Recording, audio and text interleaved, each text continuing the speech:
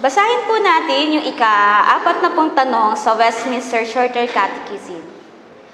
Ano-ano ang unang tuntunin na inihayag ng Diyos upang sundin ng tao? At ang sagot po dyan ay, ang mga unang tuntunin na kanyang inihayag ay ang kautosang moral. Yan. So malinaw po dyan ang sinasabi na inihayag ng Diyos sa tao na sundin ang batas sa pag-unawa sa tama o mali. Mababasa po natin sa Deuteronomio chapter 10 verses 12 to 22. Sabi po dyan, basahin nga po natin ng sabay-sabay.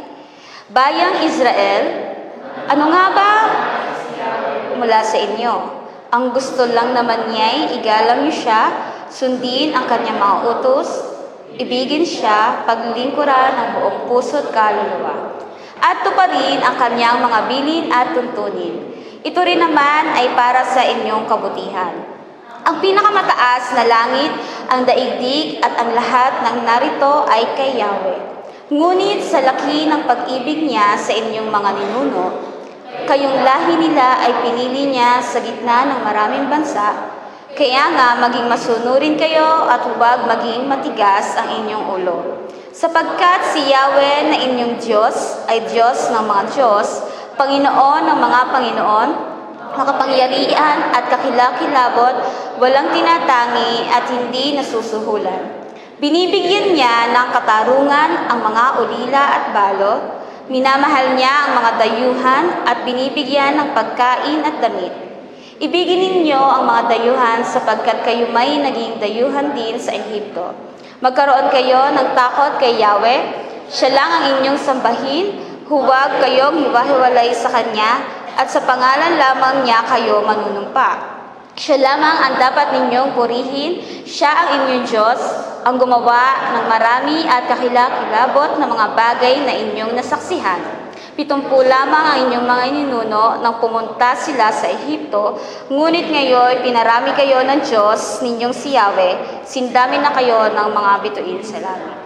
So nakita po natin dyan na ito yung mga sinabi ni Yahweh dun sa bayang Israel na kanyang tinatangi. At ang moral law po na sinasabi dyan ay yung kautosang moral. Yun yung mga utos ng Diyos na nagtuturo kung ano yung tama o mali ayon sa kanyang banal na kalooban. Ito po yung pamantayan ng Diyos sa kung paano dapat mamuhay ang tao at sa relasyon niya sa Diyos at sa kapwa. Sa Biblia po, tinuturo ang moral law. Sabi sa Genesis 2:17, maliban sa bunga ng punong kahoy na nagbibigay ng kaalaman, tungkol sa mabuti at masama, huwag na wag mong kakainin ang bungang yon sapagkat sa araw na kainin mo yan ay mamamatay ka. So alam natin na itong salitang to ay binanggit niya kanino? Kay Adan, di ba? At kay Eva. Kapag ang mga hentil, sabi naman sa Roma 2:14, kapag ang mga hentil na hindi saklaw ng kautusan ay gumagawa, batay sa panuntunan nito, ayon sa kanilang likas na pag-iisip, ito ay nagiging kautusan na para sa kanila. So makikita naman natin dyan sa verse na yan, na yung sarili nila yung sinusunod nila, hindi si Yahweh. Sabi rin sa Roma 2:15, ipinapakita ng kanilang mga gawa na nakasulat sa kanilang puso ang panuntunan ng kautusan, pinapatunayan din ito ng kanilang budhi sapagkat kung minsan sila'y sinusumbatan nito at kung minsan naman sila'y pinagtatanggol nito sa kanilang isipan. At kung babasahin din natin sa Roma 10:5, ganito ang isinulat ni Moises tungkol sa pagiging matuwid batay sa kautusan. Ano pong sabi diyan? Basahin nga po natin yung may ganon. Ang tumutupad sa kautusan ay mabubuhay ayon dito. So nagbigay po ang Diyos ng batas sa pag-unawa sa tama o mali, which is yung moral law, upang sundin ang kanyang kalooban. Amen. So tayo po, bilang mga Kristiyano ay naturuan ng mga kautusan upang ipamuhay natin araw-araw. Totoo po ba yun? Totoo po. At ang moral na batas na ito ay, sabi dyan, kung susundin ang kalooban ng Diyos, ang buhay ng tao ay nasa pagpapala kung saan ay walang hanggang masaya. So makikita po natin, yung pagsunod may kalakip na pagpapala. Kaya rin po sinasabi sa Deuteronomio chapter 10 verse 13, at sundin ang kanyang kautusan at mga tuntunin, ito naman ay sa ikabubuti rin ninyo. So sinabi ni Yahweh na sundin mo yung kautusan ko sapagkat para rin naman to sa ikabubuti natin. Pero natabunan ng batas na ito dahil sa kasalanan ni Adan. So alam po natin na dahil sa kasalanan na naman, kaya nagkaroon ng problema. At dahil dito, ang lahat ng tao ay nasa ilalim ng parusa ng Diyos, gayunpaman, ang Diyos ay hindi isinuko ang tao. Hindi niya tayo isinuko. Dahil anong sabi dyan? Siya ay Diyos ng pag-ibig. So makikita natin dun yung biyaya ng Panginoon, tsaka yung habag niya. Yung biyaya ng Panginoon is yung hindi tayo karapat-dapat, pero dahil ang Diyos ay Diyos ng pag-ibig, tayo ay Kanyang iniligtas pa rin. Kaya, sinasabi po dito sa tanong na to na sundin natin ang kautusan na nagmumula sa ating Diyos, which is yung pagiging alam sa tama o mali. Ngayon po, dumako tayo dun sa katanungan na 41 kasi connected siya sa question number 40. Basahin nga po natin yung tanong. Saan malalaman ang kabuuan ng batas sa pag-unawa sa tama o mali? At ang sagot po dyan ay, ang kabuuan ng batas sa pag-unawa sa tama o mali ay malalaman sa 10 utos. So makikita natin sa Biblia yung 10 utos. Diba mga kapatid, yung pagsunod sa kalooban ng Diyos ay hindi lamang pagsunod sa mga utos, kundi isang malalim na pagtitiwala at pagmamahal sa Kanya. So ulitin ko, hindi lang siya simpleng pagsunod, pero kung sumusunod ka sa mga sinasabi ng Panginoon Diyos, andun yung pagtitiwala mo, yung malalim mong pagtitiwala sa Kanya, at of course, yung pagmamahal sa Kanya. So kung mababasa po natin yan sa Exodo 20, andyan nakalatag lahat kung ano yung sinabi ng Panginoon Diyos. Basahin nga po natin, huwag kang magkakaroon ng ibang mga Diyos sa harap ko, huwag kang gagawa para sa iyo ng larawang inanyuan o ng kawakmisman ng anumang anyong nasa itaas sa langit o nasa ibaba sa lupa o ng nasa tubig sa ilalim ng lupa. Huwag mong yuyukuran sila o paglilingkuran man sila sapagkat akong Panginoon mong Diyos ay Diyos na mapanibughuin, na aking dinadalaw ang katampalasanan ng mga magulang sa mga anak hanggang sa 3 at 4 na salin ng lahi ng mga napopoot sa akin. Ang ipinagkikitaan ko ng kaawaan ang libo-libong umiibig sa akin at tumutupad ng aking mga utos. Huwag mong babanggitin ang pangalan ng Panginoong mong Diyos sa walang kabuluhan, sapagkat hindi aariin ng Panginoong walang sala ang bumabanggit sa kanyang pangalan sa walang kabuluhan. Alalahanin mo ang araw ng Sabat upang ipig-6 na araw na gagawa ka at ang iyong gagawin ang lahat ng iyong gawain. Ngunit ang 7 araw ay Sabat sa Panginoon mong Diyos. Sa araw na iyan ay huwag kang gagawa ng anumang gawa, ikaw ni ang inyong anak na lalaki ni babae, ni ang inyong aliping lalaki ni babae, ni ang inyong baka, ni ang inyong taga-ibang lupa na nasa loob ng inyong mga pintuang daan.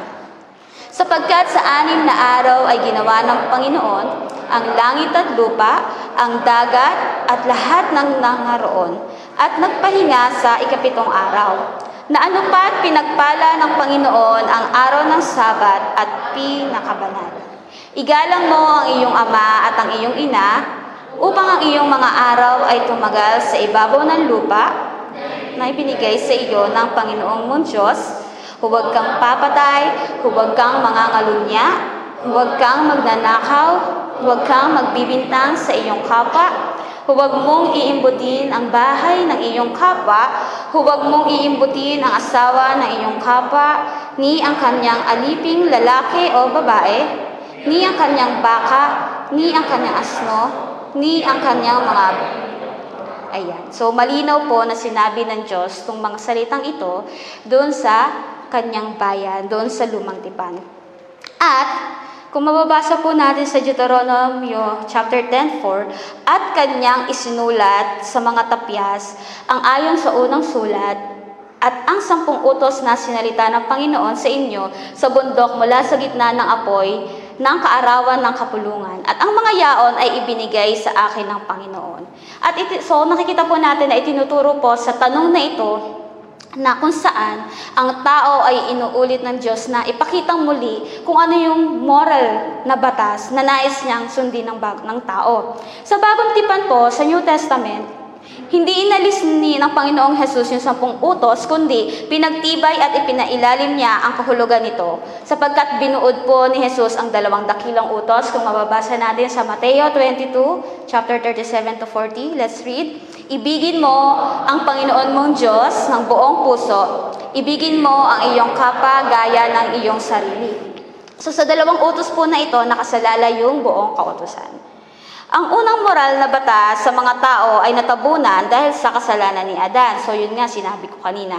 At dahil po dito, mas gusto ng tao na gumawa ng kasalanan kaysa sundin ang kalooban ng Diyos. Ano bang mas mahirap, yung magkasala or yung sumunod sa kalooban ng Diyos? Kaya po muling ipinakita ng Diyos ang kanyang moral na batas, 10 utos, upang ingatan at pagpalain ang mga tao. At ito ay biyaya at pag-ibig ng Diyos. So yun, pinapakita ng Diyos sa atin kung ano ba yung kahalagahan ng pagsunod sa moral na batas ng Panginoong Diyos. Hindi dahil sa gusto niya tayong pabayaan o magkasala muli-muli, ngunit upang ipagpalain tayo, tsaka ingatan niya. Kaya di ba sinabi niyan, ito ay biyaya. Hindi tayo karapat-dapat, pero ang Diyos ay Diyos ng pag-ibig, kaya pinagkalooban niya tayo. Binigyan niya ulit tayo ng chance. At ito lang ay dahil sa biyaya at pag-ibig ng Diyos. So may tanong po, bakit mahalaga ang pagsunod sa moral law? So bakit mahalagang sumunod sa utos ng Diyos? Ang sagot po dyan, number 1, ipinapakita nito ang banal na katangian ng Diyos. Ang kautusan ay salamin ng kanyang kabanalan, katuwiran at pag-ibig. Kapag sumusunod tayo, ipinapakita natin, kinikilala natin kung sino ang ating Diyos. Amen? Kilala mo ba kung sino yung Diyos mo? Amen. At dahil kilala natin ang Panginoon Diyos, tayo, of course, susunod tayo. Bagamat mahirap, pero as long na patuloy tayong kumikilala sa ating Panginoon Diyos, magagawa nating sumunod. Number 2, ginagabayan tayo kung paano magmahal. Amen. So sinabi ni Jesus na ang kautusan ay nagbubuod sa pag-ibig ng Diyos at sa kapwa. Mahal mo ba ang Diyos? Mahal mo ba yung kapwa mo? Amen. So, nabanggit nga sa Mateo 22, 37 to 40, di ba? Ang pagsunod ay matibay na paraan na nagpapakita ng pag-ibig. So, kung mahal mo ang Diyos, susunod ka. Amen. Sabi mo sa katabi mo, mahal mo ang Diyos? Susunod tayo, kapatid. Amen. Pangatlo, ipinakita nito na ang ating kasalanan, ipinapakita nito ang ating kasalanan at pangangailangan kay Kristo. Ayon po sa Roma 3:20, sa pamamagitan ng kautusan, ay nagkakaroon tayo ng kaalaman tungkol sa kasalanan. Tinutulungan tayo nitong makita na kailangan natin ang tagapagligtas. Amen. Hindi natin kayang iligtas sarili natin. Kasi kailangan natin sino? Si Jesus.